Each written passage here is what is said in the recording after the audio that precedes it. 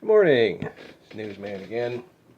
I've been out for a few days now, battling a cold. Kind of lost my voice. Sounded very, I guess, kind of like whispery and gravelly. And the microphone was barely picking up my voice. So, I had to take a few days off. Tons and tons of cold medicine, lots of nasal spray. It's one of those, head colds where your sinuses are completely blocked and it turns you into a mouth breather. Ugh, gross. Anyway, I'm going to jump around a little bit today on a couple of stories on a few different pages that I found amusing. First one on CNN is lighter-than-air aircraft has first test flight. First test flight. Shows a picture of a blimp. We've had blimps for a long time. I don't know what's so special. And it's not the first test flight of a lighter-than-air aircraft. I believe the first hot air balloon was flown in like 1783. Yeah, over 200 years ago. So I don't see how this is the first. Well, maybe it's the first of that one. But it's still a blimp. I remember as a kid, and we're talking about the Goodyear blimp flying over sports things. I don't want sports.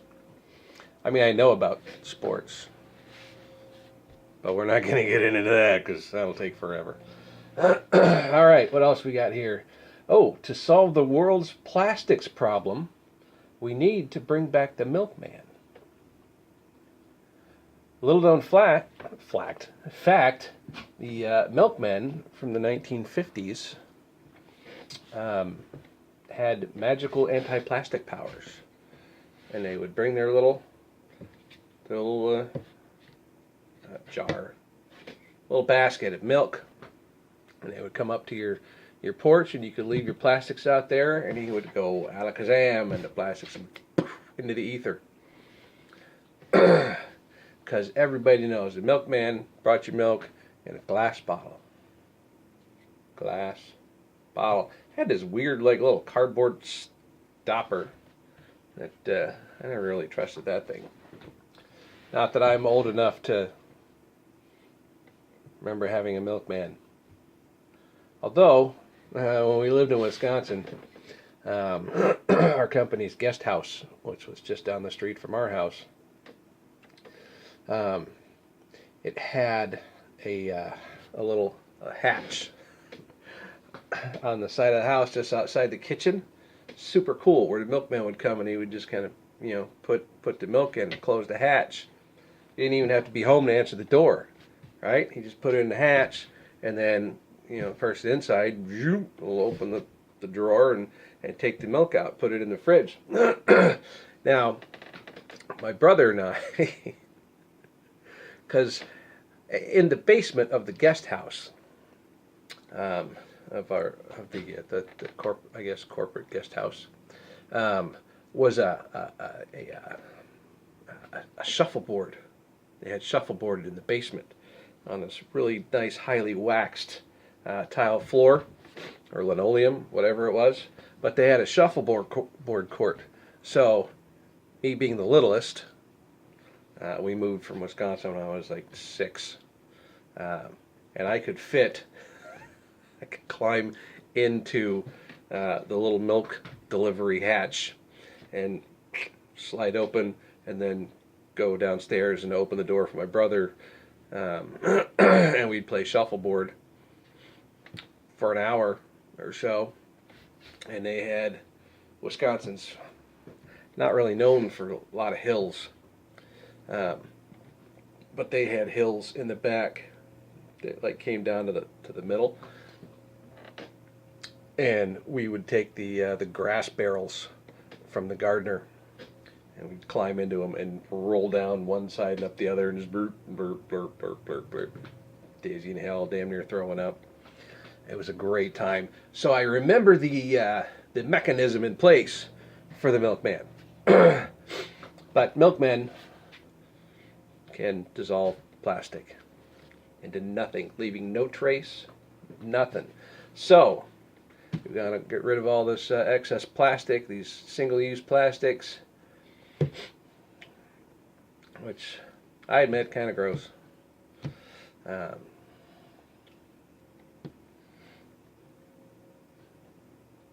Milkman. They can get rid of them. All right, and then forget plastic straws. Starbucks has a cup problem.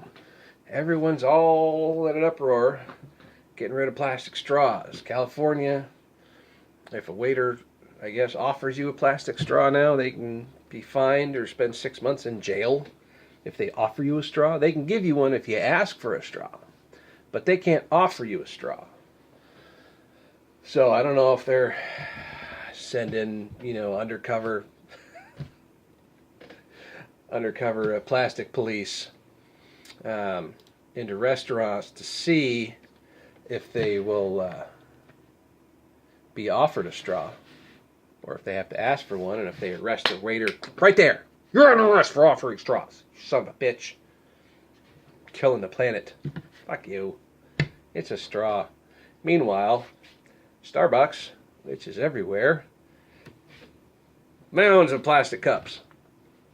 But they got rid of the straws, so yay. And just replaced them with more cups. Yeah. All right, here's in the travel section, it says quit your job and run a bookstore in Scotland.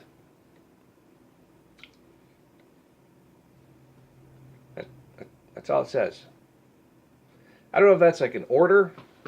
I don't know how they can back that up. I'm not sure if that's a lawful order because it doesn't say who it's coming from. But I can only assume from this that there is a critical shortage of books in Scotland. And so they're trying to get people to come and run bookstores in Scotland because they need more books. Now, why they can't have like somebody from Scotland who's probably, well versed, familiar with the area and the people around there and what kind of books they might like. Just order the books. Amazon's everywhere. Get a Kindle. You just push a couple of buttons. Boom, you got another book. I haven't been to a bookstore in a long time. Actually, I kind of miss going to the bookstore. I like going to the bookstore. Powell's, downtown Portland. It's like a whole city block full of books. I get lost in there for days. Let's see. Now I'm jumping over to Fox. Wait, I was going to go. There was something on USA Today. Before we jump to Fox. Okay, oldest known tree in Wisconsin is 1,300 years old. But they won't give it a license because it can't find its birth certificate. Also stops it from claiming any kind of like Social Security benefits. And it looks like they got it painted like hanging upside down off of a cliff. That's weird. Oh, and here Bernie Sanders says that felons in prison should have the right to vote. Why? They're felons in prison.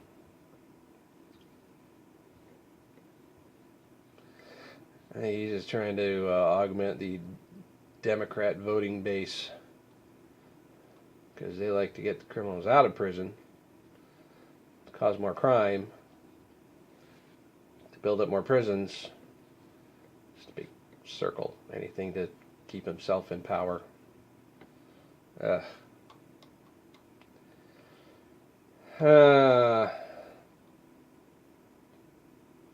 course, that goes for not just the Democrats, but the Republicans as well. We're never going to have term limits on frickin' Congress and the Senate because they're the fuckers that would have to vote for it. You think they're going to vote themselves out of a job, career politicians? Nah. I mean, what better job to not actually have to work? You serve one term and you get the pension. You get that same pay for like the rest of your life, which is ridiculous. I don't think we should be paying these politicians forever. You get elected once, you get a paycheck forever. I think that's bullshit. All right. Enough sour notes on there. Getting a little too. So let's have a little bit more fun. Everyone used to go. I saw this before. What? They got no extra news? I mean, this is how bad the news cycle is. They just keep redoing the same shit over and over and over again. Here's the same 57 facts about the Titanic. Sunk. Yeah, there you go. There's an interesting fact. It's at the bottom of the ocean. Not a great boat. It was a nice boat for a couple weeks, and then it sunk. So, not a nice boat anymore. And I know I did this one. Everyone used to go to Iceland. What happened? People stopped going to Iceland. They started going somewhere else. I don't see why that's so hard to figure out. But this one here, on, where am I now? Fox News. Back on Fox. And I, you know, I don't play favorites here. I make fun of Fox's headline. In fact, I make fun of theirs the most because they got the little bar with lots of like little super short headline blurbs.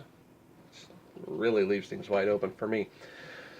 But this one says Ocasio-Cortez stuns town hall, declares VA isn't broken, already provides top-notch care. What the fuck VA did she go to? I've been to a few.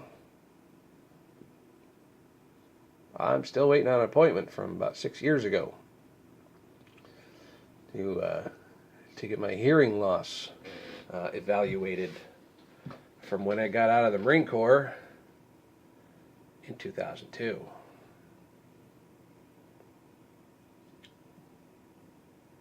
Yeah. I mean, I left active service in 99. And I was in active reserves till 02. And on my separation physical, they tested my hearing compared to when I went in. I had 42% hearing loss. Excuse me. That was gross. I guess being around, you know, standing 3 feet away from a attack jet spooling up and gunfire and explosions and all that kind of fun stuff that the military gets to play with. Does tend to take a toll on the hearing. Who knew? But yeah, so she says it's not broken. And never served a day in her life. She's a bartender. I know she's never been to a VA.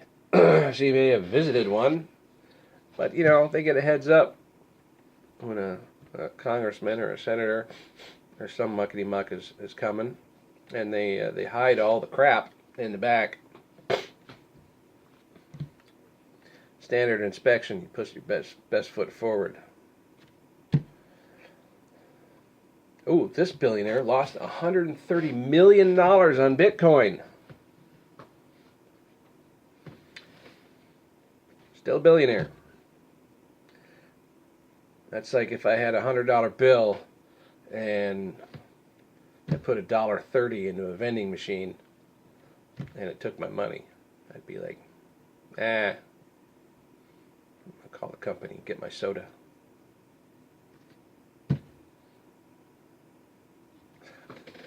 I mean, yeah, to me, 130 million, that's a shitload of money.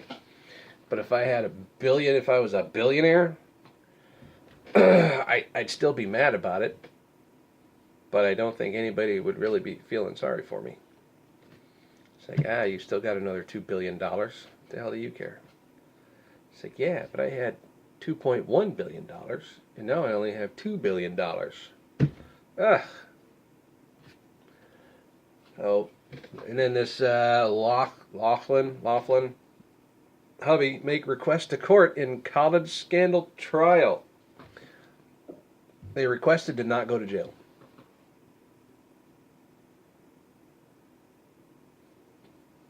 Pretty much the same request everybody makes in court.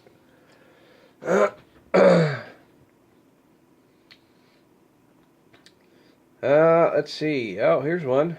Harry can't stand Will? Question mark. Two brothers that are in a spat. Brothers. You know, I have a brother. Love him to death. He's a good guy. He would give you the shirt off his back. He would. But you could go back in our lives when we were both younger, maybe, and he was like real big on like teasing and tormenting, just to get a reaction out of people. Because he was a teenager, and I was a 4-year younger teenager. All right, let's say with some anger issues. Not the guy you want to be teasing, especially when he's in the process of sharpening a machete. Yeah. I at one point did chase my brother through the house with a machete, and when he got to his room and slammed the door and tipped the gun safe over in front of the door, so completely blocking access, I chopped a hole in his door with the machete. He climbed out a window. My dad yelled downstairs, "God damn it, Michael, knock it off!" I was like, oh shit, Dad's mad. So, yeah, at that moment, I couldn't stand my brother. But you know what? I was 13?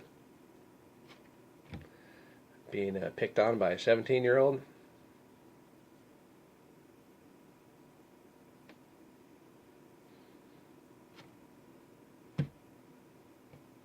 Brothers, and I'm sure there was times he couldn't stand me. I was kind of a pain in the ass as a kid. But that's all right.